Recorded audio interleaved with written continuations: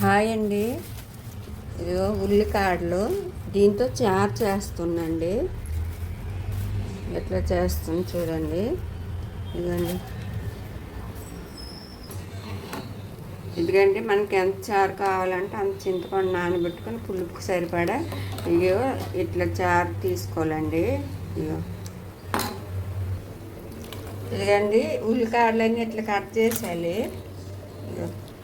Cut చేసి శుభ్రం కడగాలి. ఇదిగండి చారు ఇట్లా బాయిల్ అవుతుంది చూడండి. ఇప్పుడే బాయిల్ అయినప్పుడే వేయాలండి ఉల్లికాడలు.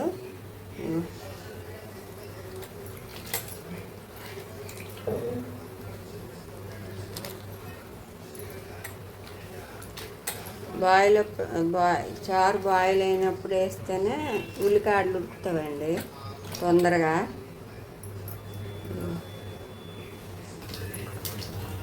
ఇదండి బియ్యం రవ్వ. ఈ బియ్యం రవ్వ మాత్రం కంపల్సరీ ఉండాలండి చారుకి. ఇది ఇలా మరుగుతున్నప్పుడు ఈ బియ్యం రవ్వ వేసేయాలండి. ఇది వేసినప్పుడు కలుపుతుండాలండి, లేదంటే అడుగు పెట్టేస్తుంది బియ్యం రవ్వ కదా.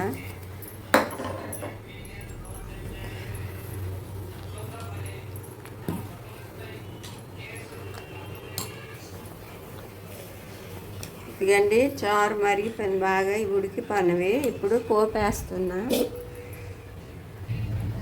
ఆయిల్ వేడెక్కిందండి.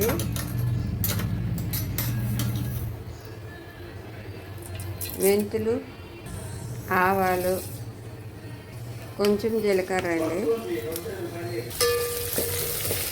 ఇదిగండి ఎండుమిర్చి, ఉల్లిపాయలు వేసాను. ఇదిగండి ఎల్లుల్లిపాయలు. ఇదిగండి సరిపడ ఉప్పు వేస్తున్నా.